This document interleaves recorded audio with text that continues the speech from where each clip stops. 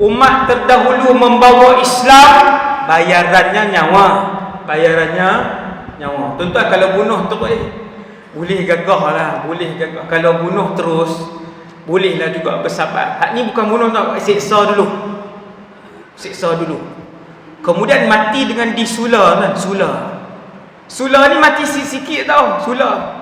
Sula ni maksudnya memasukkan sesuatu yang keras, panjang daripada kemaluan tu, masuk sampai mati. Berapa minit ambil masa tu? Berapa minit? 3 minit kah? Lama nak mati, sakit. Tetapi wanita pertama yang mati syahid itu mempertahankan Islam dia.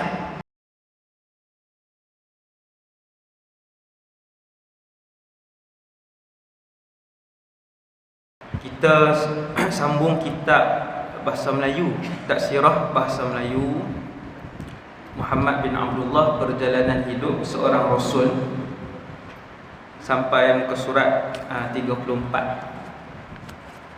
Bila ada yang tahu muka surat mana tu memang dahsyat lah. Maksudnya dia tunggu tu. Kitab ni terhenti tu bila? Tahun lepas. 2 tahun lepas. Masya Allah, lamanya cuti. Sekolah saya dah tinggal lagi 2 bangunan nak siap. Dah 80%. Sekarang pun masih sibuk lagi kan? Masih sibuk. Tapi pengurusan masjid suruh mai naik flight balik hari. Ustaz nak suruh mai juga. Ni sampai ni baru sampai. Kacang firefly pun ada lagi tadi. Kemudian sekejap lagi balik kan. Esok jumpa peguam. Hari-hari sangat sibuk. Tuan-tuan doakanlah semoga kita semua diredai oleh Allah Subhanahu wa taala, dimudahkan oleh Allah, sampailah kita semua dapat masuk ke dalam Firdaus insya-Allah. Tajuk muka surat 34, pemusuhan Quraisy terhadap Nabi dan pembelaan Abu Talib. Sirah ada 2, iaitu Mekah dan Madinah. Nabi duduk di Mekah 53 tahun, kemudian Nabi hijrah ke Madinah 10 tahun. Semua sekali 63. Ingat ke tak, saya tak tahulah maklumat tu. Selalu saya ulang. 53 Mekah, 10 tahun Madinah. Walaupun lama Nabi duduk di Mekah, tapi kalau tengok kitab sirah, 70% adalah kisah di Madinah. Mekah sikit je kisah di Mekah, walaupun 53 tahun. Dalam kitab sirah 70% perbahasan di Madinah. Sebab di Madinah Nabi mula menjadi pemerintah di Madinah. Kemudian yang kedua, di Madinah Islam mula diluaskan keluar daripada semenanjung tanah Arab. Dah keluar, dah pergi ke China, dah pergi ke Afrika, dah pergi ke keluar, semakin luas. Yang ketiga, bilangan orang Islam ketika di Madinah. Di Mekah 13 tahun Nabi berdakwah, tak sampai 300 orang masuk Islam. Ini fakta dia. Tak sampai 300 yang masuk Islam. Di Madinah sebelum Nabi berhijrah, Nabi hantar seorang sahabat nama Mus'ab bin Umair untuk jadi duta bersama dengan Abdullah ibn Ummi Maktum radhiyallahu anhuma. 2 orang ni pi dakwah dulu. Sebelum Nabi pi Madinah dah masuk Islam 500 orang. Madinah sebelum Nabi sampai. Tapi di Mekah, bumi Mekah dengan penduduknya yang begitu keras. Keras. Penduduk Mekah yang keras, 13 tahun tak sampai 300 orang. Sebab tu kisah di Madinah panjang. Dan peperangan juga tak berlaku di Mekah selama 13 tahun Nabi berdakwah. Peperangan yang tuan-tuan dengar, berbelas-belas peperangan tu semua berlaku di selepas Nabi berhijrah. Sebab tu kisah kisah Madinah lebih panjang dalam kitab sirah. Bila baca tajuk permusuhan Quraisy terhadap Nabi, Mekah ke Madinah? Yang ni saya selalu ajak diri saya, anak murid saya, kat mana saya mengajar kitab sirah lah, kan. Tuan-tuan baca tajuk permusuhan Quraisy terhadap Nabi dan pembelaan Abu Talib, Mekah ke Madinah? Orang mengaji sirah dia boleh jawab, yang ni Mekah. Yang ni kisah ni di Mekah sebab pembelaan Abu Talib. Jadi semua orang tahu Nabi berdakwah daripada hari pertama diketahui oleh Abu Talib, dan Abu Talib tak masuk Islam sampai bila? Sampai hari terakhir Abu Talib menghembuskan nafas terakhir. Abu Talib ni dua beradik ke sepupu? Dua beradik ke sepupu? Jawapan dia bapa saudara. Tu hak kata sepupu tu kena biri dah dalam kelas. Dalam kelas kan memang kena biri dah, confirm. Pak menakan saya jangan keluar Kedah, duduk cakap Kedah situlah. Pak menakan faham pak saudara. Jadi Abu Talib bapa saudara Nabi yang menjaga Nabi daripada umur 8 tahun. Jaga Rasulullah daripada umur 8 tahun. Nabi dalam kandungan, ayah meninggal, Nabi umur 6 tahun, mak meninggal. Nabi umur 8 tahun, Tok Wan meninggal. Tok Wan tak ada. Sini panggil pak tau. Saya tak erti. Tok Ki ke apa? Tok Wan ni, hak jantan ni. Orang Kedah dia kasak sikit, dia kata jantan. Hak jantan, hak lelaki. Tok Wan meninggal. Tok Wan yang jaga 2 tahun, umur 8 Tok Wan meninggal. Kemudian bila Tok Wan meninggal, Abu Talib jaga. Umur 8 Abu Talib jaga pak menakan Nabi. Abang kepada Abdullah. Abang yang seayah dan seibu. Ni saya masuk dalam sikit. Abang seayah dan seibu sebab Abdul Muttalib kahwin banyak, ada 4 atau 5 orang isteri dia. Ada 4 atau 5 orang. Yang satu ayah dan satu ibu, Abdullah, Abu Talib. Hak ni satu ayah dan satu ibu. Yang lain adik-beradik lain tu adik-beradik betul, tapi satu ayah. Yang lain tu satu ayah. Jadi disebabkan Abu Talib ni satu ayah dan satu ibu dengan Abdullah, bila Abdullah meninggal, anak Abdullah yang bernama Muhammad sallallahu alaihi wasallam diserahkan kepada Abu Talib. Jadilah Nabi seperti anak.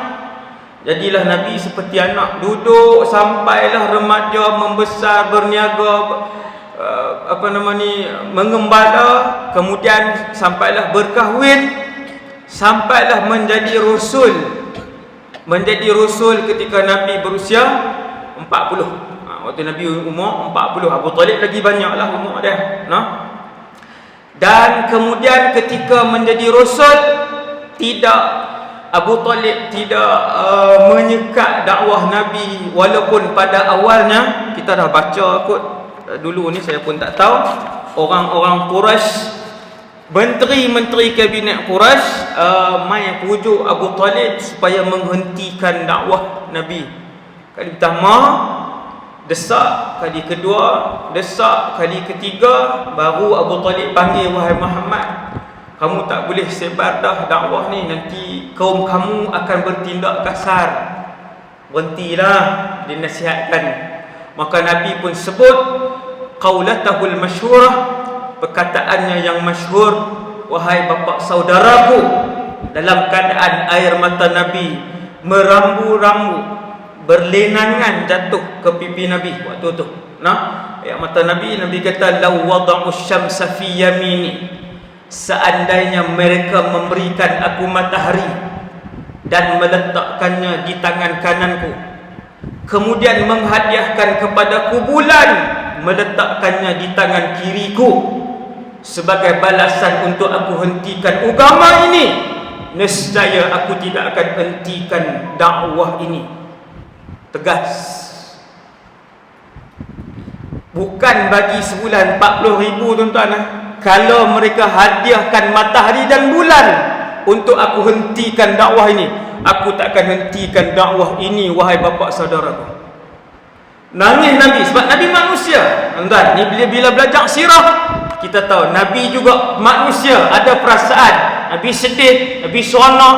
Tuan-tuan ingat Nabi dengan ujian yang Allah uji ni, Nabi duduk relax, senyum. Pernah Nabi berjalan dan terduduk Rasulullah dengan ujian yang Allah bagi. Tapi bezanya Nabi tidak menyalahkan takdir. Bezanya berhenti Nabi itu tak lama. Bezanya Nabi terus kembali kepada Allah bila Nabi terduduk tu. Tu beza dengan kita. Kita duduk lama. Terduduk tu MC 3 hari. Kerja tak boleh, masak tak boleh, baju pun longok di situlah, tak boleh buat apa-apa. Itu beza kita. Itu beza kita dengan Rasulullah sallallahu alaihi wasallam. Bermula daripada situ, Abu Talib berkata, "Wahai Muhammad, selama aku hidup, teruskan kerja kamu." Kerja apa? Kerja dakwah. Selama aku hidup, teruskan kerja kamu, urusan kamu. Tapi tak mau masuk Islam. Tapi jangan siapa sentuh Muhammad. Ini anak saudaraku. Jangan siapa halang dia selama dia hidup. Selama Abu Talib hidup, dan tak ada siapa berani sentuh tubuh Nabi, kecuali adalah sekali-sekala Abu Jahal kan, ada mereka menyakitkan juga tubuh Nabi SAW. Jadi pemusuhan Quraisy, itulah tajuk dia, pemusuhan Quraisy. Kemudian Nabi diperintahkan untuk berdakwah secara terang-terangan. Boleh tengok muka surat 32, tengok tajuk ya. Berdakwah terang-terangan. Tuan-tuan pergi umrah, naik bukit Safa, bukit itulah. Di bukit itulah Nabi mengisytiharkan Islam secara terang-terangan bahawa aku Muhammad, pesuruh Allah yang dipilih oleh Allah untuk menyebarkan dakwah Islam, untuk mengajak kalian menyembah Allah yang Esa di bukit, dari atas bukit Safa. Itulah yang membuatkan Abu Lahab, bapa saudara Nabi, yang mana Abu Lahab ni dengan ayah Nabi dua beradik tiri ke dua beradik betul? Adik-beradik tiri ke adik-beradik betul? Jawapannya adik-beradik betul. Tetapi seayah Abu Lahab dengan Abdullah, seayah mak lain-lain. Ni sebut dah ni, jangan buat nganga kan, buat nganga pelik. Dulu sebut dah 2 tahun lepas banyak kali dah ulang ni duk ulang gaji ni, ulang gaji kan. Siapa suruh lama tak mai? Kan, saya ke? Saya tuan-tuan sekalian. Kemudian Nabi pun berdakwah secara terang-terangan. Bermula daripada situ, Quraisy pun pergi jumpa Abu Talib, bagi tahu Abu Talib, muka surat 35, tuan-tuan tengok perenggan akhir sekali. Wahai Abu Talib, muka surat 35 perenggan akhir, sesungguhnya anak saudaramu mencaci maki Tuhan kami, mengejek nenek moyang kami. Nabi bukan maki dengan perkataan kesat. Nabi bila berdakwah, Nabi kata, kamu sembah apa? Nabi tunjuk kat berhala. Kami sembah Tuhan.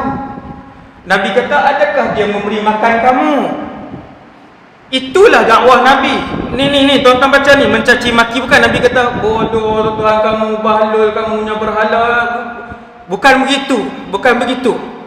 Yang Nabi lakukan ialah Nabi tanya ni, adakah dia melindungi kamu siang dan malam? Adakah berhala Lata wal Uzza ini yang menurunkan hujan kepada kamu? Adakah Manat yang berada di Taif itu yang memberikan rezeki kepada kamu pada waktu siang? Nabi soal, dia berfikir. Maka yang ni yang Quraisy kata menghina. Adapun menghina berhala dan juga sembahan orang lain, itu dilarang oleh Rasulullah dan dilarang oleh Quran. Maka Allah sebut dalam Quran, jangan kamu mencaci maki sembahan orang lain. Sebab apa? Sebab kalau kamu mencaci maki sembahan orang lain, mencaci dengan perkataan tak elok, dia akan mencaci maki Tuhan kamu, iaitu Allah. Jadi Nabi bukan buat cacian tersebut, bukan Nabi rejek nenek moyang, bukan Nabi ejek nenek moyang mereka, tetapi Nabi berdakwah dan mengajak mereka berfikir. Tuan-tuan, Nabi bercakap macam ni. Nabi pi satu kampung, Nabi jumpa dengan pemimpin kampung, Nabi ajak, boleh tak aku nak bercakap? Nabi berjumpa dengan orang pergi jalan 2-3 orang, Nabi berjumpa dengan orang macam tu. Dan Nabi bercakap. Contohnya Nabi pergi ke Taif. Bila Nabi masuk ke Taif, daripada Mekah nak pergi ke Taif tu kan. Jadi Nabi pertama sekali Nabi pergi jumpa dengan 3 pemimpin tertinggi Bani Thaqif di Taif. Kemudian Nabi baru mula bercakap dengan mereka. Nabi ajak berdialog. Kemudian muka surat 36. Muka surat 36. Tekad Rasulullah untuk berdakwah. Okey. Kemudian pemimpin-pemimpin Quraisy, muka surat 36 ni yang saya cerita tadi. Depa pi jumpa Nabi, pergi jumpa Abu Talib. Pi jumpa Abu Talib, minta Abu Talib halang. Wahai Abu Talib, Muhammad ni anak saudara kamu. Sekarang dia sebarkan ajaran baru, iaitu tinggalkan 360 berhala yang ada di sekitar Kaabah. Tuan-tuan, di sekitar Kaabah ada 360 berhala. Di dalam Kaabah, di luar Kaabah dan di atas Kaabah. Setiap berhala ada fungsinya. Ada berhala hujan, ada berhala laut, ada berhala penyakit, ada berhala doktor lah, ada berhala macam-macam lah. Nabi bawa ajaran, tinggal semua tu. Ayuh menyembah Allah yang satu, Allah yang Esa. Adakah kali pertama mereka mendengar perkataan Allah? Tidak. Perkataan Allah sudah lama didengari. Mereka percaya bahawa ada Allah di dalam alam ini. Ada Allah. Cuma mereka mensyirikkan Allah itu. Wal'iyadzubillah. Dia ada sejarah dia lah. Ada sejarah dia. Orang pertama yang masuk berhala ni nama Amr bin Luhai. Kalau tuan-tuan ingatlah, cerita beberapa tahun yang lalu tu. Dialah manusia pertama yang bawa berhala masuk, Amr bin Luhai. Ini ada hadis yang sahih. Maksudnya Nabi mengiyakan cerita tersebut. Dia yang beli di Syam. Syam ni macam Eropah lah zaman tu. Semua benda ada. Benda baju-baju yang cantik, minyak wangi, kasut yang cantik, semua di Syam. Kereta-kereta yang hebat, Alfa nak cari Velfire di Syam. Syam tu Syria lah. Satu bandaraya yang maju ketika itu. Waktu tu paling maju. Kira kalau nak bunuh orang, cara senyap ni, racun cecair ni sebenarnya tanah Arab tak ada, kena cari di Syam. Senjata moden kena cari di Syam. Nampak tuan? Semua di Syam ketika tu. Tuan okey. Kemudian pergi jumpa dengan Abu Talib sampai muka surat 37. Masih lagi tuan-tuan tengok, boleh tengok perenggan ketiga. Abu Talib pun memanggil Rasulullah, wahai anak saudaraku, kamu telah datang jumpa aku berapa kali. Yang itulah cerita tadi. Kemudian perenggan bawah sekali, surat 37, Nabi pun sebut, wahai bapa saudaraku. Hadis yang masyhur tadi ni. Demi Allah, jika mereka meletakkan matahari di kananku, ini bukan siksa lah. Meletakkan matahari ni bukan siksa. Meletakkan matahari di kananku, bulan di tangan kiriku, yang ni kiasan kepada pemberian yang agung. Satu pemberian yang agung. Nabi kata, pasti tidak akan aku tinggalkan sebelum aku diberikan kejayaan oleh Allah atau aku binasa kerananya. Maksud Nabi, sampailah aku binasa, sampai mati, kerana menyebarkan Islam. Bila Abu Talib, surat 38, melihat pendirian Rasulullah yang tegas sampai menangiskan, maka Abu Talib pun berasa hiba dengan anak saudara yang dianggap anak tu. Dia kata, wahai anak saudaraku, kemari, teruskan saja apa yang telah kamu kerjakan sekehendak hatimu. Demi Allah, aku tidak akan menyerahkan kamu kepada mereka sedikit pun. Semua umat Nabi Muhammad mempunyai tanggungjawab untuk mengajak orang lain masuk Islam. Hari ini 2020 ada 7 bilion umat Nabi Muhammad. 7 bilion. Tuan-tuan jangan kata kita je umat Nabi Muhammad nah. Jangan kata kita. 7 bilion ni semua umat Nabi sallallahu alaihi wasallam. Daripada 7 bilion ni yang ucap asyhadu an la ilaha illallah wa anna Muhammadar Rasulullah 2 bilion. Lagi 5 bilion tak Islam. Tuan-tuan tak malu kan nanti kalau jumpa Rasulullah dalam syurga, Nabi kata dulu ajak tak mereka masuk Islam? Pernah tak ajak mereka masuk Islam?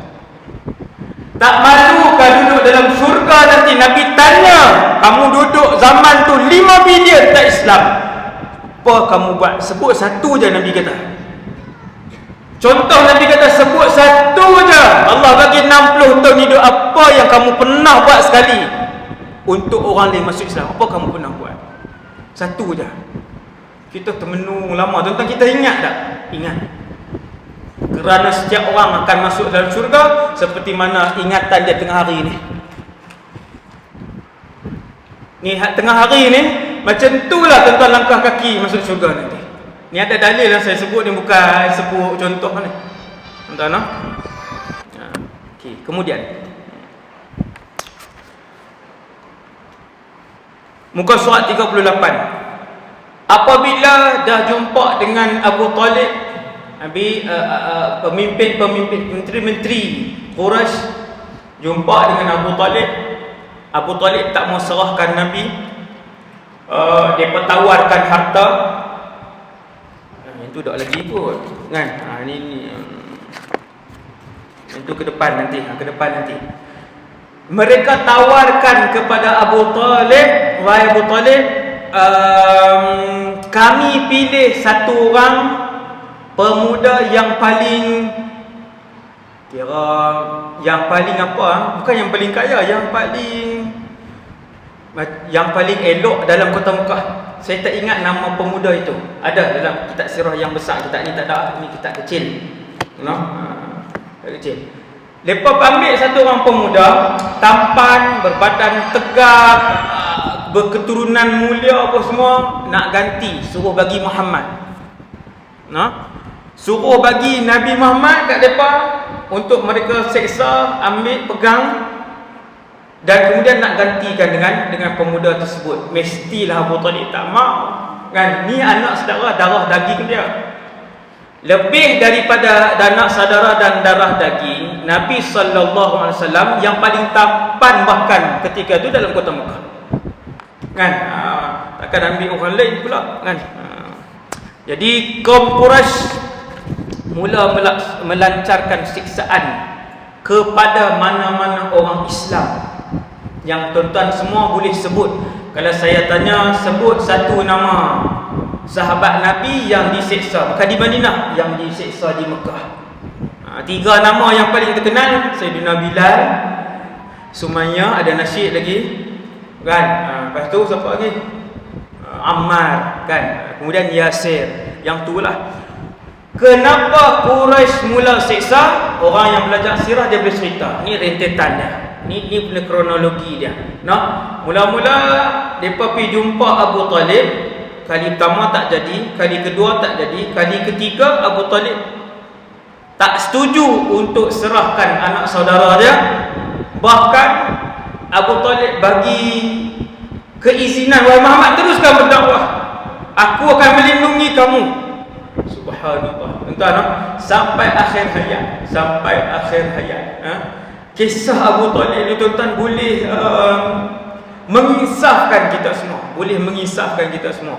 Kan? Tuan-tuan, dalam menjalani kehidupan ni kan, bila baca kisah Abu Talib yang bantu kerja dakwah tapi tak masuk Islam, mati Abu Talib sebagai seorang kafir, akan tetapi diberikan ganjaran oleh Allah Subhanahu Wa Taala, iaitulah orang yang paling ringan azabnya di dalam neraka, paling ringan. Kemudian Muka surat 39. Perenggan yang di antara orang Islam yang disiksa oleh bangsa Quraisy adalah Bilal bin Rabah. Bilal bin Rabah ni semua orang boleh cerita dah. Kita tak mau baca lah perenggan tu. Semua orang boleh cerita. Cuma kalau boleh ingat maklumat, baguslah. Kan? Tuan dia bernama Umayyah bin Khalaf. Umayyah bin Khalaf. Tuan dia nama Umayyah bin Khalaf. Sagibuh nama anak pula Umayyah Khalaf, kan? Ni yang hampir membunuh Bilal ni. Jadi Bilal diletakkan di atas padang pasir yang panas, kemudian diletakkan batu. Bila letak batu, maka nak bercakap tersangkut. Nak bercakap banyak tak boleh ketika itu. Bila nak bercakap banyak tak boleh, yang orang duk seksa dengan tuan yang seksa tadi duk tanya, bila kamu nak keluar Islam? Sanggup tak duk tanya banyak? Letak batu besar ni dekat atas dada apa semua ni, nak bercakap tak boleh. Maka yang boleh dia ucap ahadun, ahad. Tuan faham tak? Bukan ahad tu pasal apa yang bila tak sebut aku mempertahankan Islam, tak cakap bagi panjang sikit. Bukan tak mau cakap bagi panjang. Ni letak batu besar, bukan letak bata dua keping. Letak bata bernafas perut. Tu bata tu terangkat lah. Kalau letak bata dua keping, ini letak batu besar, kemudian diikat tangan dan kaki Sayyidina Bilal. Sebab tu yang keluar daripada mulut Sayyidina Bilal, ahadun ahad. Qul huwallahu ahad. Maksudnya Allah ahad itu Allah Esa, ahadun ahad. Orang tengok hari-hari orang tengok, tapi tak boleh buat apa. Sebab Bilal hamba abdi. Zaman itu masih lagi zaman ada sistem kehambaan. Islam yang datang menghapuskan sistem kehambaan. Bukan Islam perkenalkan, tuan-tuan. Ni ulama-ulama kita di peringkat antarabangsa dengan debat dengan orientalis yang alim, yang hafal Quran, PhD dalam bidang Islam. Tuan-tuan, sarjana Yahudi yang Islam, PhD di Jerman, di UK, mereka ni dah berdebat tentang ni benda-benda yang tinggi ni, kan? Banyaklah pensyarah-pensyarah daripada Al-Azhar, masya-Allah. Mereka ni lah yang mempertahankan Islam. Antara isunya, Islam tidak memperkenalkan sistem kehambaan. Islam datang dan menghapuskan sistem kehambaan. Sebab tu banyak dalam hukum Islam, dalam hukum fiqh, kalau buat salah ni kena bebaskan hamba. Membebaskan hamba. Dia punya hukuman kafarah dia, kan. Jadi Islam yang datang untuk menghapuskan sistem kehambaan tersebut. Bila orang ramai lalu tengok Sayyidina Bilal kena seksa, tak boleh buat apa. Mereka tahu Bilal telah Islam. Tuan dia tahu rahsia tersebut, iaitu Bilal telah Islam. Kemudian sahabat Nabi yang masyhur, terkenal, kaya pun kaya, Abu Bakar ibn Abi Quhafah datang dan kemudian membebaskan Bilal, membayar kepada Umayyah bin Khalaf. Berapa saya tak ingat. Saya main tadi pun pegang kitab boleh ambil terus. Tak buka pun. Tak sempat pun. Berapa yang dibayar oleh Abu Bakar, dan itu dalam kitab-kitab sirah yang besar, tuan, ada, kan? Bayaran kepada Umayyah bin Khalaf untuk dibebaskan Bilal ibn Rabah. Nanti tuan-tuan belajar kitab sirah ni yang besar lah, dalam ni tak ada, saya yakin tak ada kitab yang dah besar tu. Bilal akan sebut kepada Abu Bakar satu hari nanti, wahai Abu Bakar, kerana apa kamu membebaskan aku satu ketika dahulu? Orang yang pernah mengaji sirah, dia ingatlah ni kisah ni. Yang membebas dan memerdekakan dia siapa? Abu Bakar. Ada satu masa nanti waktu peristiwa apa? Peristiwa saya pun tak ingat, sama ada peristiwa Abu Bakar nak suruh Sayyidina Bilal. Abu Bakar nak minta Sayyidina Bilal kekal di Madinah. Selepas Nabi wafat, hampir 10,000 orang sahabat berhijrah ke Syam. Ramai tuan. Sahabat ada 100,000 lebih. Hampir 10,000 yang berhijrah ke Syam. Antara yang berhijrah ke Syam, sabit dengan hadis yang sahih, adalah Bilal bin Rabah, Khalid bin Walid, Ubay bin Ka'ab. Ramai isteri-isteri Nabi, Ummu Habibah, Ummu Salamah, semua tu hijrah ke Syam. Ramai tuan berhijrah ke Syam. Jadi Sayyidina Bilal nak hijrah, Abu Bakar tak bagi, aku tak benarkan. Waktu tu dia marah tu. Dia kata, kerana apa kamu memerdekakan aku? Kerana Allah ataupun kerana untuk tujuan dunia? Abu Bakar kata, kerana Allah. Kalau kerana Allah, izinkan untuk aku berhijrah. Tuan-tuan, maka Abu Bakar pun Bilal pun berhijrah ke Syam. Kenapa dia patah balik? Siapa boleh jawab ni, saya boleh makan dengan saya. Ni dengar cerita dah pasal semua ni kan. Dia patah balik kerana Nabi merinduinya. Nabi mai dalam mimpi. Sampai macam tu sekali. Nabi mai dalam mimpi, ma hadzal jafa ya Bilal, kan? Kenapa lama sangat wahai Bilal? Okey, entahlah. Kemudian Bilal pun berpatah balik. Boleh tengok dalam YouTube banyak ceramah tersebut. Kemudian tuan-tuan tengok muka surat 39. Sayyidina Bilal. Perenggan yang kedua, dia dibebaskan. Perenggan kedua dia dibebaskan. Perenggan ketiga ni pun masyhur, iaitu antara orang yang diseksa ialah keluarga Yasir, Ammar, Sumayyah. Ammar baguslah buah nama, entah. Jarang nama Ammar. Sampai hari ni jarang, sampai 2020 ni. Cuba pergi tengok. Cikgu tahu saya cikgu. Kan saya cikgu, bukan cikgu Mat lah. Ustaz lah mengajar di sekolah syariah, mengajar staff kan dulu, lepas tu berhenti. Nak beritahu lah ni nama-nama sahabat ni kan. Dia nak pergi ke nama-nama macam tuan-tuan tengok di Indonesia kan, nama-nama bunga, nama-nama ni lah ni, nama yang bukan Islamik lah ni. Nak dengar nama sahabat susah kan. Orang mengaji ni jangan buat tak erti pula. Dah mengaji dapat cucu, nama Ammar. Tuan-tuan, nama itu akan kekal sampai berdiri di depan Allah Subhanahu wa ta'ala. Innakum satunadawna, Nabi kata sesungguhnya kalian akan dipanggil bi asma'ikum wa asma'i abaikum yaumal qiyamah, dengan nama kamu dan nama ayah kamu di hari kiamat nanti. Nama, pilih nama-nama yang barakah. Nama para rasul, nama para sahabat radhiyallahu anhum. Bilal kan, Ammar, tambah Bilal lagi lah. Nama Bilal ustaz, semua orang kata Tok Bilal. Ustaz di sekolah orang panggil dah ni Tok Bilal, jawab diri. Kan, tu duk mengejek pula. Subhanallah. Entahlah. Jadi perenggan terakhir surat 39 cerita tentang keluarga Ammar, Yasir dan isterinya. Tengok muka surat 40 yang ada kitab lah.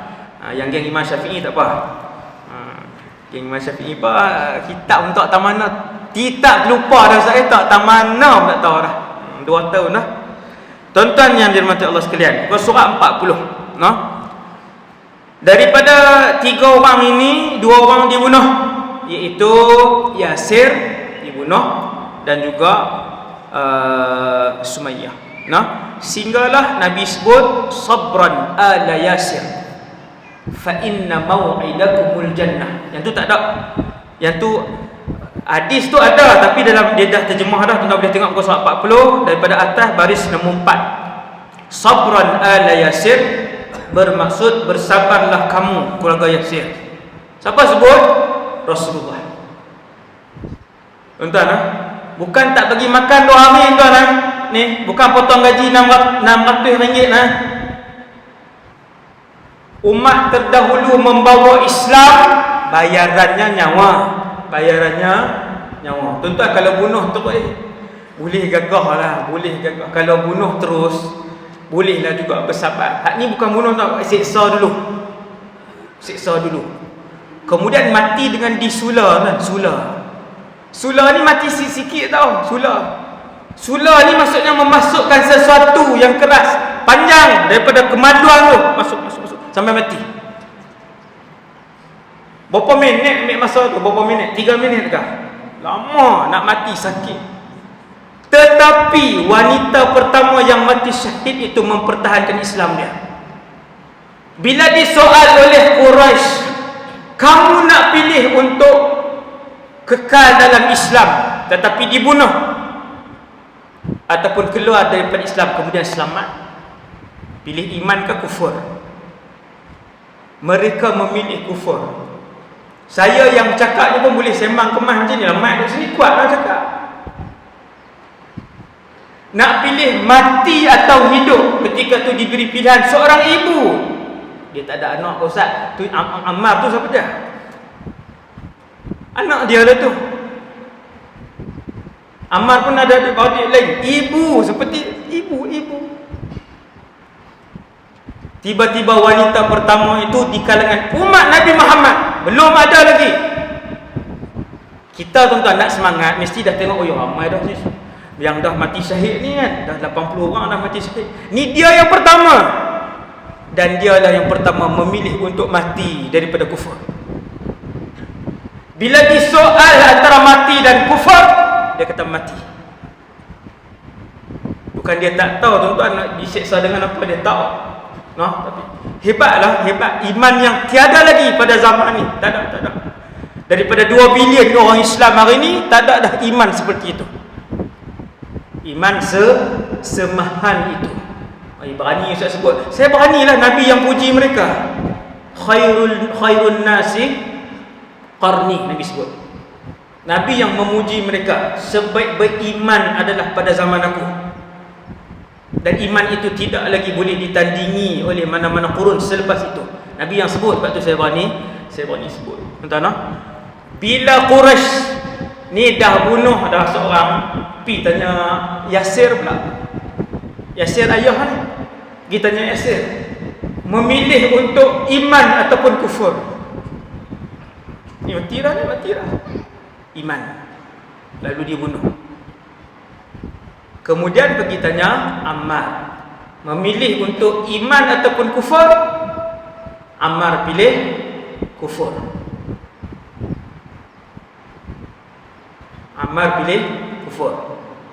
Maka berita tu pun tersebar, semua pakai hantar, kongsi lah WhatsApp, semua update status. Ammar telah murtad. Kami tengok sendiri dia sebut ketika mak dengan ayah dia dibunuh, diberi pilihan untuk mati ataupun hidup sebagai kafir, semua memilih untuk syahid, untuk beriman. Tetapi Ammar pilih untuk kafir. Oh, rayuh habis dah kan. Kemudian dia dibebaskan. Yang ni semua tuan-tuan tahu, saya dah pernah sebut dah cerita tersebut. Pergi berjumpa dengan Nabi, Nabi tanya dia, wahai Ammar, apa yang berlaku? Nabi tak marah lagi. Rasulullah Nabi tak marah lagi. Kita naik banner dah, kafir, murtad, macam-macam lah. Tak sembang lagi, tak jumpa dengan tuan tubuh lagi. Belajar tuan-tuan, saya dengar belajar. 5 orang. Berapa minit? Tuan-tuan belajar, saya dan kita semua. Apatah lagi berita di akhir zaman ni. Kalau anak murid saya tanya saya, Ustaz, di akhir zaman ni dengan jumlah berita yang begitu banyak, orang boleh, budak tingkatan 1 tuan-tuan buat kulang berita palsu. Dia sendiri kan sampai boleh apa? Boleh buat sendiri di belakang tu, buat background TV ke, background berita mana-mana. Lepas tu bawah tu dia buat gambar kawan dia sudah putus tunang, ingin bunuh diri, dapatkan segera. Ni saya tengok, saya kata ya Allah, boleh, maksudnya boleh daripada ubah-ubah tu sampai tahap tu. Kan kadang kita dapat berita apa TV ke, berita apa betul punya. Ni dia boleh ubah, dia boleh buat pakai guna sebar ke kawan. Nak buat berita apa membubuh lah. Hasbunallah wa ni'mal wakil. Tengok. Maka yang paling selamat zaman kemuncak fitnah dan dunia bohong ini ialah tak share langsung daripada berkongsi. Walaupun setiap hari tak kongsi, Ustaz, lebih baik dan lebih selamat di zaman ni. Yang ni saya cakap supaya nanti di depan Allah SWT saya dah sampaikan kepada tuan-tuan. Di zaman 2020 ni lebih selamat dan lebih tidak berdosa kalau tak kongsi. Langsung tak kongsi. Benda baik ke benda apa ke tak kongsi. Sebab apa? Sebab bercampur. Dah bercampur dah di antara kebenaran dan bercampur. Sampai orang tak boleh nak beza. Betul ke ni? Nabi cerita tak sehingga kalian tak boleh nak membezakan di antara yang baik dan yang buruk? Nabi dah cerita. Nabi kata di kalangan kamu yang umur panjang akan sampai satu zaman kebatilan dan kebenaran tidak dapat dibezakan. Zaman bila? Zaman ini. Tuan-tuan, pakai ambil lah. Ni kita belajar ni, pakai ambil lah. No? Okey, kemudian kenapa Ammar mengaku dan kemudian dia selamat? Nabi datang, Nabi tanya, wahai Ammar, bagaimana dengan hati kamu? Ammar kata, ya Rasulullah, iman aku seperti mana hari pertama aku masuk Islam, sikit pun tidak tergugat. Tapi disebabkan ancaman bunuh itu, aku sebut untuk kufur. Maka Nabi pun mengiyakan iman Ammar ibn Yasir. Selepas daripada tu, ulama pun sebut sekiranya seseorang itu diancam dengan ancaman bunuh untuk dia kufur, maka dia boleh sebut dengan mulut dia untuk kufur. Dengan syarat ancaman tu ancaman bunuh. Kalau pindah tempat kerja, tak boleh. Tak keluar Islam, pindah daripada Perak pergi ke Johor. Okey, saya keluar Islam. Yang tu murtad. Dia mesti ancaman bunuh. Okey, dah selesai. Itu kita pernah sebut dah dulu. Kemudian Yasir, habis keluarga Yasir. Yang muka surat 40 lagi, perenggan yang kedua. Antara yang masyhur juga yang namanya Mus'ab bin Umair. Dia ni remaja. Dia masuk Islam, tak silap saya 20-an.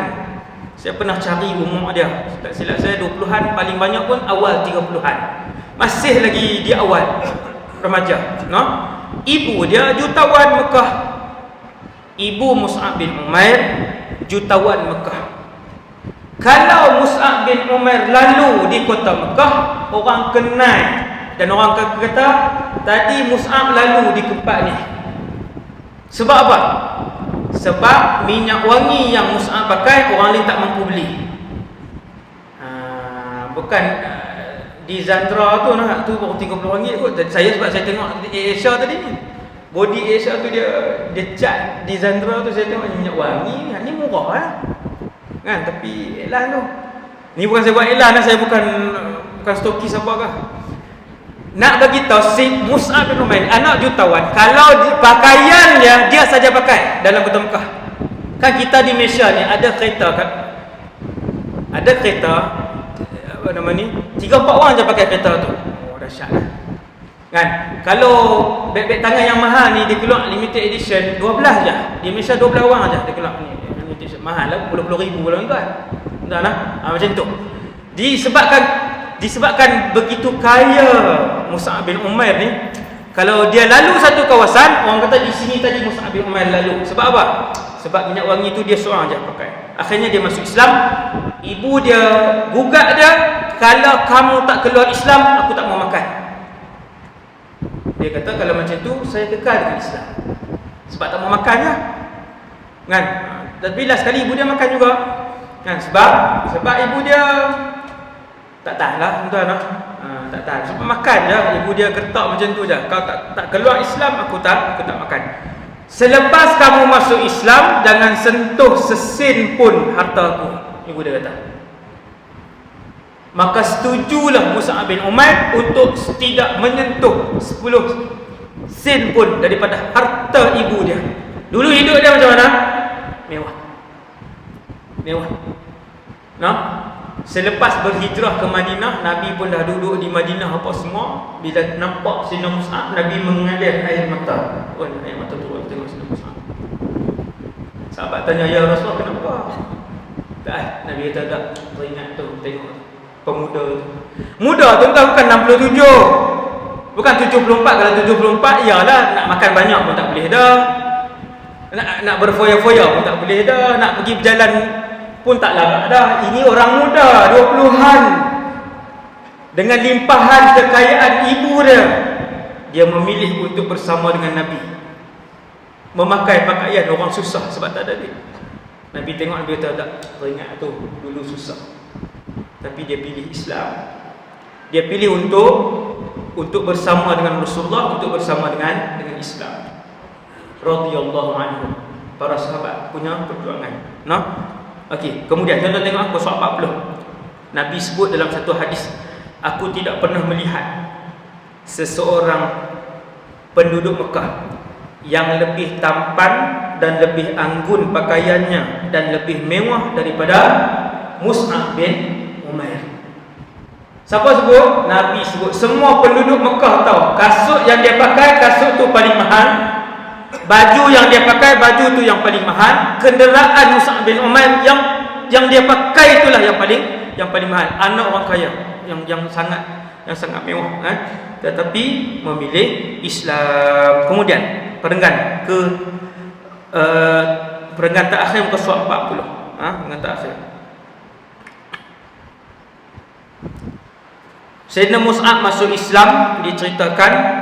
Kemudian ibunya membiarkan dia lah. Lepas daripada tu dah dia tak mau keluar daripada Islam, ibu dia pun ikut kehendak dia. Muka surat 41. Tengok muka surat 41. Saya start ke berapa tadi? Kau boleh berhenti dah ni. Elok dah ni. Tadi start ke berapa? Okay. 12.30 lah. Tuan-tuan tengok muka surat 41.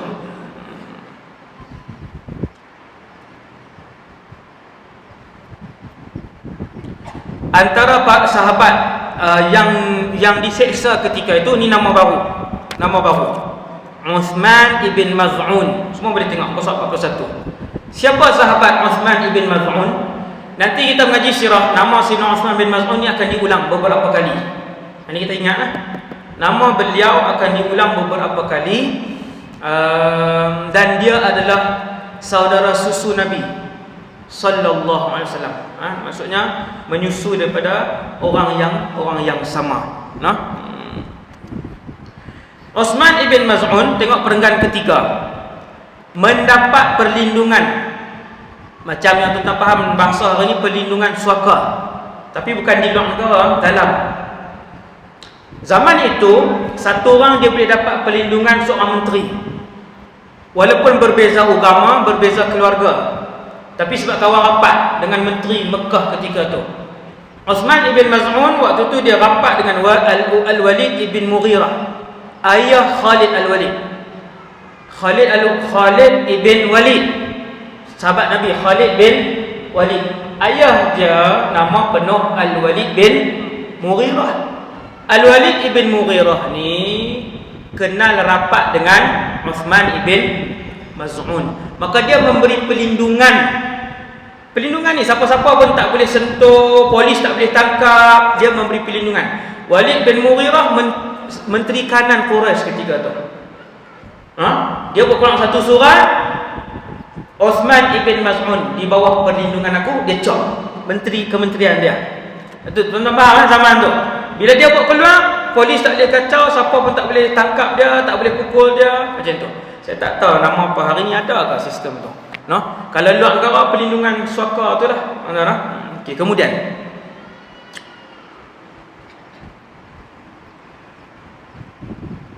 orang Quraisy pergi berjumpa dengan Walid bin Mughirah. Ini cerita dia. Wahai Walid, Uthman ni beribadat sampai orang lain tengok, tarik balik perlindungan kepada dia. Maka Al-Walid panggil Uthman, wahai Uthman, kalau kamu nak lagi perlindungan aku, jangan buat ibadat sampai orang lain tengok. Maka Uthman bin Maz'un pun sebut, tuan-tuan tengok, Uthman bin Maz'un pun sebut kepada Al-Walid bin Mughirah, kalaulah perlindungan kamu membuatkan aku tak boleh beribadat, maka hari ini dan sekarang aku serahkan kembali perlindungan tu. Tak payah. Sekarang sahabat lah. sahabat dia tak ada kompromi. Isu ibadah, isu Islam, kemuliaan dan kehormatan syiar Islam, yang ni tak ada kompromi. Kamu parti apa pun, aku kena pertahan Islam. Kamu siapa pun, aku mesti pertahan Islam. Yang tu stand kita, tuan. Bukan kata bila dah satu parti lah, tak boleh cakap lah kat dia. Yang tu tak betul. Yang tu tidak betul. Yang tu tak betul. Tengok, ni belajar sahabat untuk berpendirian, mengaji sirah untuk berpendirian. Apabila berugama seperti sahabat dan Rasulullah berugama. Wahai Walid, wahai Osman, kembalikan perlindungan ni kalau kamu nak buat ibadah. Apa kata Osman? Kalau begitu, hari ini juga aku kembalikan. Subhanallah. Kemudian tengok muka surat 42. 42. Habis cerita tentang Uthman ibn Maz'un. Di situ dia bagi tahu, kata dia lepaskan perlindungan yang diberikan oleh Al-Walid bin Mughirah. Sahabat yang terakhir yang diceritakan secara ringkas, sahabat yang disiksa sangatlah banyak, Khubayb ibn Adi. Tuan-tuan boleh beli buku Suwarun min Hayatis Sahabat karangan Dr. Abdul Rahman Rafat Al-Basha, bahasa Arab, dan dah diterjemahkan berlabak-labak. Dia terjemahkan dalam bahasa Malaysia banyak. Kawan ni terjemah, kawan ni terjemah. Saya tengok, saya rasa ada 2 dah terjemahan buku tersebut tentang para sahabat. Tuan-tuan akan melihat nama-nama dan cerita sahabat yang tuan-tuan tak pernah dengar, dan tak ada dalam sirah. Bahkan sahabat-sahabat yang pertama kali kita kan, Majza'ah ibn Thawr As-Sadusi, Tufail ibn Amr. Ini semua nama-nama baru, nama-nama baru yang kesemuanya mempunyai kisah-kisah panjang. Kitab tu tebal ni je, saya rasa kan, memang tebal ni je. Dan itu adalah kitab ringkas tentang kehidupan para sahabat, Ada kitab lain tebal ni tentang sahabat, lagi banyak tuan, sebab sahabat mencecah 100,000. Sampai hari ni saya akan jumpa nama sahabat yang baru kali pertama saya dengar. Baru kali pertama. Kemudian muka surat 43, perenggan atas sekali diceritakan di sini. Perenggan atas sekali, iaitu antara sahabat yang masyhur, iaitu Khabbab ibn Ard. Khabbab ibn al-Ard, itu bahasa Arab dia lah. Kita nak sebut Khabbab, bukan kebab kebab tu makan. Khabbab itu sahabat Nabi. Tuan-tuan nak ubah nama anak pun kena tengok kok yang sesuai dengan budaya Malaysia ni, letak nama anak. Kalau tak berapa sesuai, jangan kesian kat anak tu. Kena tengok juga. Kalau nama tu macam tak apa sesuai kan. Kalau buh nama Khabbab, esok orang panggil apa? Orang nak panggil Khabbab macam tu. Orang tak panggil Khabbab, orang panggil yang mudah lah. Kebab. Orang panggil kebab. Kalau orang panggil bab, tak apa lagi. Entah lah. Tengok yang sesuai. Walaupun Khabbab ini adalah sahabat yang masuk Islam lebih awal daripada Umar bin Khattab. Hebat ni. Waktu Sayyidina Umar belum masuk Islam, Khabbab ini sudah mula mengajar Quran. Salah seorang anak murid Khabbab bin Arad yang dia ajar Quran ialah yang bernama siapa? Ni kalau boleh jawab hebat. Boleh jawab memang hebat. Siapa anak murid dia yang diajar Quran? Sebelum Sayyidina Umar masuk Islam, waktu Nabi di kota Mekah, Khabbab bin Arad ni mengajar anak murid ni. Dan dia ni salah seorang yang dijamin syurga, anak murid dia ni, yang 10 orang tu. Namanya Sa'id bin Zaid. Sa'id bin Zaid, suami kepada Fatimah bintul Khattab, adik ipar kepada Umar bin Al-Khattab. Tak faham dah. Tapi tu kan, berbeza kan bagaimana pun. Kan? Sayyidina Umar ada adik nama Fatimah bintul Khattab. Fatimah ni berkahwin dengan Sa'id bin Zaid, salah seorang yang Nabi jamin syurga. Apa kisah Sa'id bin Zaid? Kena baca cerita tu lah. Sa'id bin Zaid kena tengoklah kisah dia kan, sampai dia mulia macam tu. Siapa tok guru Sa'id bin Zaid? Khabbab bin Arat. Ni muka surat 43 ni. Muka surat 43 ni perenggan 1, tuan-tuan tengok. Khabbab bin Arat pernah bercerita, pada suatu hari ketika mereka tahu aku masuk Islam, mereka membakar aku dengan api sampai aku terluka. Bakar, tuan-tuan, bakar. Bukan buh dalam sauna buka bagi panas. Yang tu wak. Macam tuan-tuan mandi tu lah. Saya tak pernah di Malaysia, tak pernah di negara Arab dulu. Mandi lah, saya cerita tu pula kan. Di negara Arab dia ada sauna tu, masuk mandi tu buang ni kan, daki. Di Malaysia saya tak pernah try. Kata Khabbab, aku pernah dia dahulu diseksa dan dibakar di atas api. Kemudian mereka mengheretku ke tengah padang pasir Mekah sampai punggungku terlecet oleh panas. Melecet waktu tu juga, kan? Subhanallah. Melecet ketika itu juga panas. Kemudian beliau membukakan punggungnya sehingga nampak bekas lecet yang didertai daripada siksaan kaum Quraisy itu. Nah, Sayyidina Khabbab bin Arat ni, tuan-tuan, dulu saya pernah cerita, bila Nabi wafat, Sayyidina Abu Bakar naik jadi presiden, khalifah, Amirul Mukminin. Waktu tu tak ada lagi istilah Amirul Mukminin. Waktu tu istilah Khalifah Rasulullah. Kemudian Abu Bakar wafat, naik Sayyidina Umar, baru mula istilah Amirul Mukminin. Umar, Amirul Mukminin Uthman, Amirul Mukminin Ali. Wafat Sayyidina Abu Bakar, naik Sayyidina Umar. Bila naik Sayyidina Umar, satu hari Sayyidina Umar dia duduk, lepas tu dia teringat. Dia kata tolong panggil Khabbab. Orang pun panggil. Datang Khabbab ibn Arat ni, tok guru besar ni, yang kita tak kenal, nama dia sangat tak masyhur. Khabbab ibn Arat. Panggil Khabbab ibn Arat. Wahai Khabbab, ingat tak dulu kamu pernah kecilkan hati Nabi? Tuan-tuan, sebab tu Sayyidina Umar ni dia dikenali sebagai khalifah yang paling adil. Yang paling adil zaman keemasan Khulafa' Rasyidun ialah pada zaman Umar bin Khattab. Zaman keemasan Khulafa' Rasyidun ialah pada zaman Sayyidina Umar bin Khattab. Dia panggil Sayyidina Khabbab, dia kata dulu ingat tak pernah bagi Nabi kecil hati? Apa kena mena Sayyidina Umar? Nabi dah wafat, Abu Bakar dah wafat, Sayyidina Khabbab ni pun dah diiktiraf keimanan dia oleh Rasulullah. Ada satu ketika kamu pergi jumpa dengan Nabi depan Kaabah, kamu tanya Rasulullah, ya Rasulullah, bila Islam akan diberikan kemenangan? Sehingga berubah wajah Nabi, bukan Nabi marah, Nabi kecewa dengan soalan Khabbab ibn Arat. Wahai Khabbab, aku tahu kamu kecewakan Rasulullah ketika tu. Hari ni aku nak jatuhkan hukuman kepada kamu. La ilaha illallah. Ni cerita tahun bila, tuan-tuan? Cerita lama dah. Maksudnya, apa kena mengena kamu, wahai Umar? Umar dia maksudnya dia teringat kisah tu, dia nak jatuhkan hukuman kepada Khabbab. Sebab bagi Nabi kecil hati waktu tu.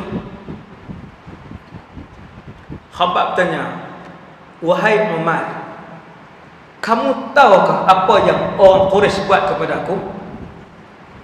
Sayyidina Umar kata tak tahu. Tuan-tuan, kenapa Sayyidina Khabbab sampai berjumpa dengan Rasulullah, tanya, ya Rasulullah, bila Allah nak bagi kemenangan? Maka Nabi kecewa. Nabi pun sebut sesungguhnya umat terdahulu disikat dengan sikat besi sehingga berguguran tulang belulang mereka. Disikat dengan sikat besi sampai mati, dan mereka bersabar meneruskan perjuangan. Nabi cerita nak bagi Khabbab semangat. Cuma Sayyidina Umar tak puas hati. Kemudian Khabbab kata, wahai Umar, kamu tahu tak apa Quraisy buat kat aku? Sayyidina Umar kata tak tahu. Quraisy memanggang aku hidup-hidup sehingga lemak daripada tubuhku memadamkan bara yang membakar aku. Dia pun angkat jubah dia, dia tunjuk tulang dia yang masih terkeluar lagi. Dia kata, ni yang aku dapat wahai Umar bin Al-Khattab, membuatkan aku bertanya kepada Rasulullah bila Allah beri kemenangan. Bukan dicabut gigi tu dah lah. Bukan dibuang dua kuku.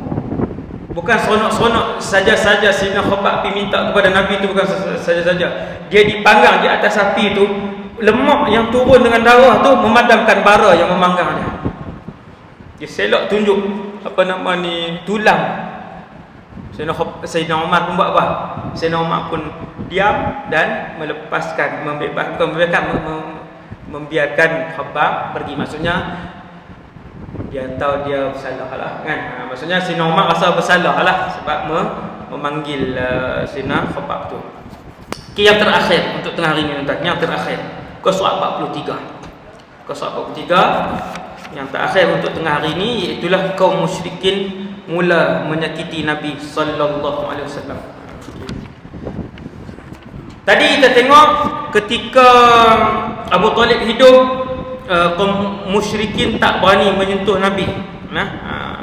Kali ni mereka sudah berani menyakiti Nabi. Tuan-tuan boleh tengok Qasas 44. Cerita ni masyhur. Saya yakin semua tuan-tuan dah pun mendengar kisah ini.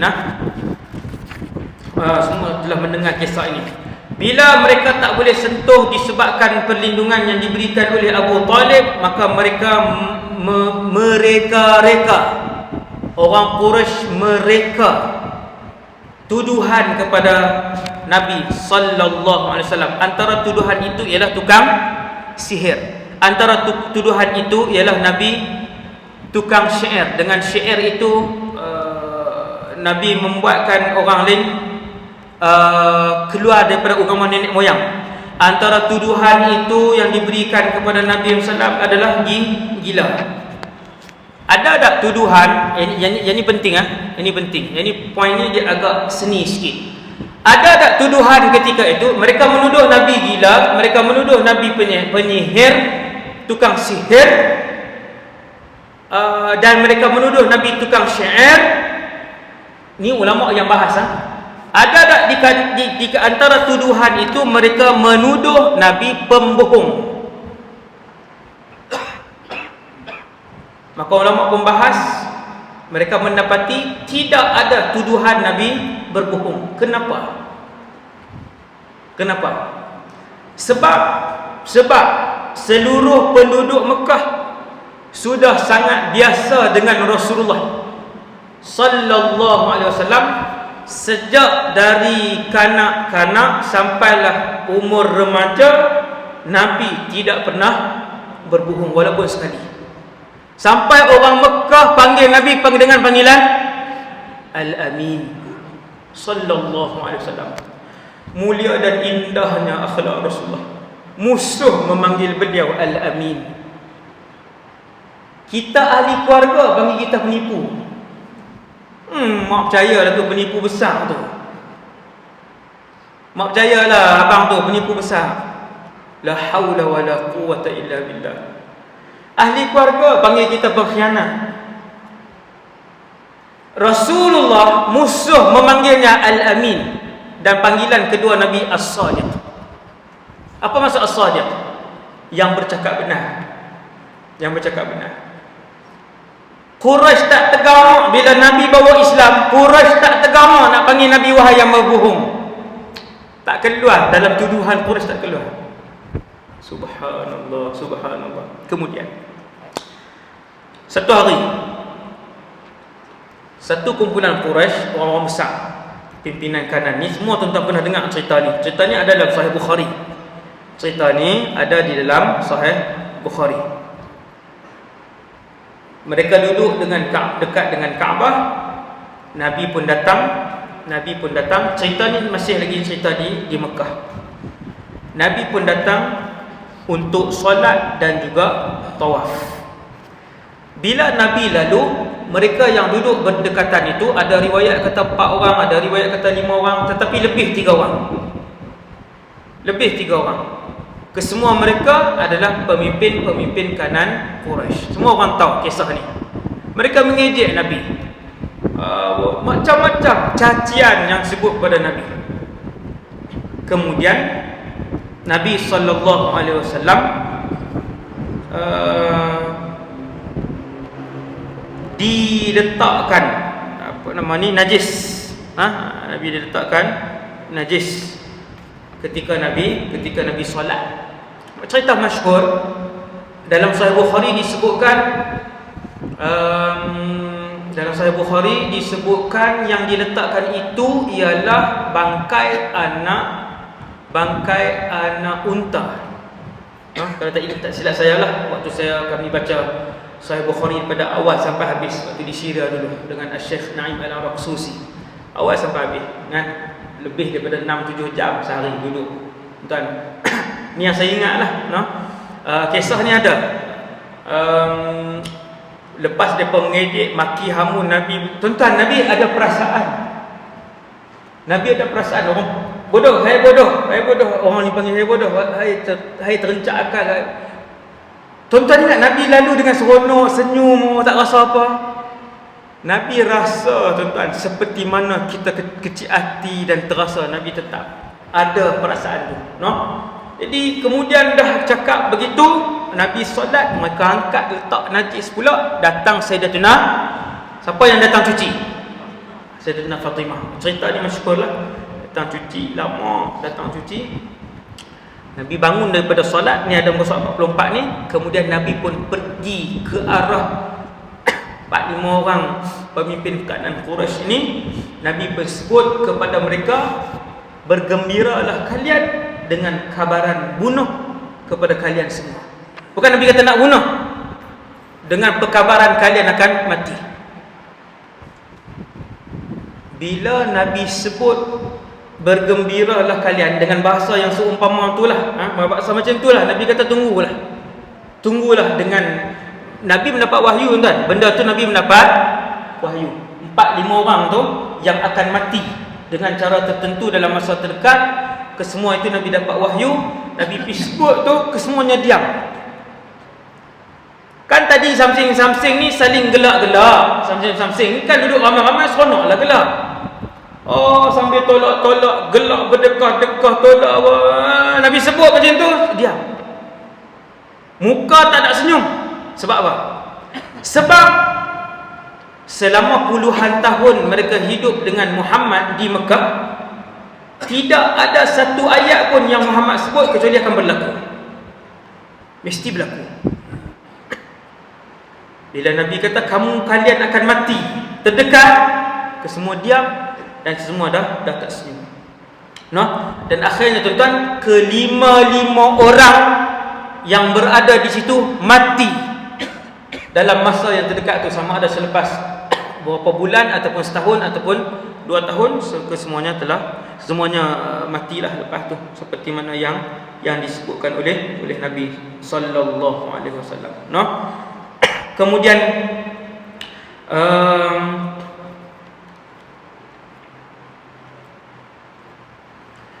mereka mencekik Rasulullah sallallahu alaihi wasallam. Ini hari yang seterusnya, sehingga yang lalu ketika itu ialah Abu Bakar bin Abi Quhafah. Kemudian Abu Bakar bin Abi Quhafah pun selamatkan Nabi. Sayyidina Abu Bakar yang selamatkan Nabi. Ketika mereka dah mula mencekik Nabi waktu tu, dah mula mengasari tubuh badan Nabi, Abu Bakar tanya kepada mereka, ataqtuluna rajulan ay yaqula rabbi Allah? Apakah kalian sedang cuba untuk membunuh seorang lelaki yang hanya mengucapkan Tuhan aku Allah? Dia tak ambil harta kalian, dia tak ambil jawatan kalian, dia tak ambil anak kalian, dia tak. Muhammad hanya sebut Rabbi Allah, Tuhan aku Allah yang Esa. Maka Abu Bakar minta untuk mereka melepaskan Sayyidina Rasulullah sallallahu alaihi wasallam. Dan yang paling akhir sekali, Qaswa 45 ni yang terakhir, Nabi keluar rumah satu hari untuk berdakwah. Kerja harian Nabi buat, Nabi suami, Nabi ayah. Nabi ada anak-anak, 7 orang anak. Bukan 3, bukan 2 tau. Membesarkan anak-anak macam biasa, keperluan keluarga. Nabi keluar berdakwah. Orang ni kata tak Nabi, orang ni baling batu ke Nabi, orang ni letak najis, orang ni. Sepanjang Nabi keluar, orang itu kata itu, orang ni kata ini. Nabi tahan dalam badan dia, tahan sehingga menggeletar tubuh badan Nabi, menggeletar Nabi macam tu. Nabi pun balik dan Nabi pun selimutkan dirinya. Dan ketika itulah turun kali kedua ayat yang berbunyi wahai orang yang berselimut. Tuan boleh tengok muka surat 45 ni. Tengok pasal apa dia buat main ayat ya ayyuhal muddaththir. Apa maksud dia? Wahai orang yang berselimut. Dua kali Nabi berselimut. Besi bunyi. Minta maaf, bukan saya saja buat macam tu. Besi saya di sini tadi dia pak tadi. Ada dua kali ayat berselimut. Yang pertama Nabi turun daripada gua Hira, turun ayat ya ayyuhal muzammil. Kali kedua Allah menyeru Nabi berselimut. Kenapa tuan? Kerana Nabi keluar berdakwah. Tidak ada satu lorong pun di Mekah kecuali kesemuanya memaki Nabi sallallahu alaihi wasallam. Tuan-tuan, bila orang maki dan tu, saya pernah kena sekali, membuatkan menggeletar tubuh badan saya. Kita tak buat apa kat orang, lepas tu orang kata kita. Orang kata kita. Telefon dan sebagainya. Subhanallah. Dan kita pendam. Rupanya bila pendam itu roh kita sakit. Roh kita sakit. Jadi kita menggeletar macam tu. Baru saya faham kenapa yang ditahan oleh Rasulullah sehingga membuatkan Nabi rasa seram, sejuk dan menggeletar tubuh badan Nabi. Baru saya faham. Kan? Nabi balik ke rumah, sekali lagi Nabi berselimut, turun ayat ya ayyuhal muddaththir qum fa'anzir. Wahai orang yang berselimut, bangun dan terus berikan peringatan dan amaran kepada umat kamu. Teruskan berdakwah, jangan balik tidur. Tuan-tuan, maka Nabi disuruh bangun wa rabbaka fakabbir wa thiyabaka fatahhir warrujza fahjur. Sampailah ayat seterusnya, membuatkan kita faham bagaimana perjuangan Nabi yang penuh dengan rintangan dan perjuanganlah, penuh dengan cabaran. Dan saya rasa sekadar itu dulu sampai muka surat 45. Ramai ni pakai ingatlah muka surat 45 kan. Hari itu 2 tahun pun ada orang ingat lagi. Hebatlah tahniah tersebut kan. Masih ingat, maksudnya dia tunggu tu. Saya sangat sibuk, tak habis lagi. Ada lagi 2 bangunan. Di kalangan tuan-tuan ada lebih 200 yang mewakaf secara bulanan kepada pembinaan sekolah saya. 200 orang ni. Yang 2 tahun lepas saya ambil nama tu, masih ada lagi 200. Walaupun yang left lah, yang left tapi masih berwakaf tu, alhamdulillah. Ada lagi dah naik 2 bangunan. Lepas tu tak apalah, kan, lepas tu left lah.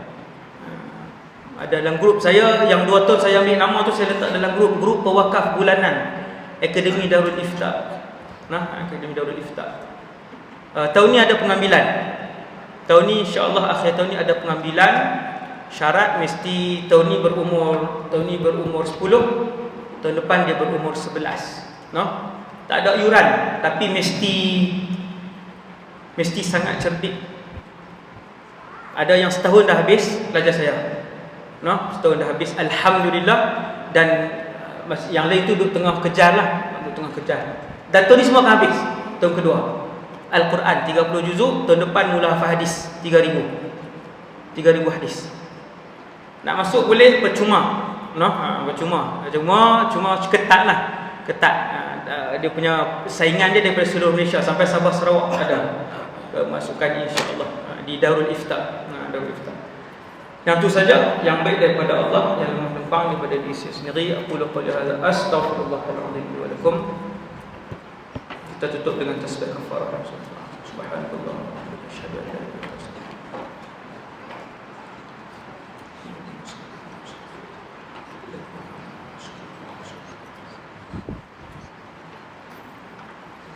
Bismillahirrahmanirrahim. Alhamdulillahirabbil alamin wassalatu wassalamu ala asyrofil anbiya'i wal mursalin. Allahumma 'allimna ma yanfa'una ya Allah, ajarkanlah ilmu yang bermanfaat kepada kami. Wanfa'na bima 'allamtana ya Allah, manfaatkanlah ilmu yang Kau curahkan kepada kami. Wazidna 'ilman wa 'amalan wa ikhlasan fi hayatina. Tambahkanlah kepada kami ya Allah ilmu, amal, ibadah dan keikhlasan kepada kami. Wassallallahu ala sayyidina Muhammad Walhamdulillahirabbil alamin. Assalamualaikum warahmatullahi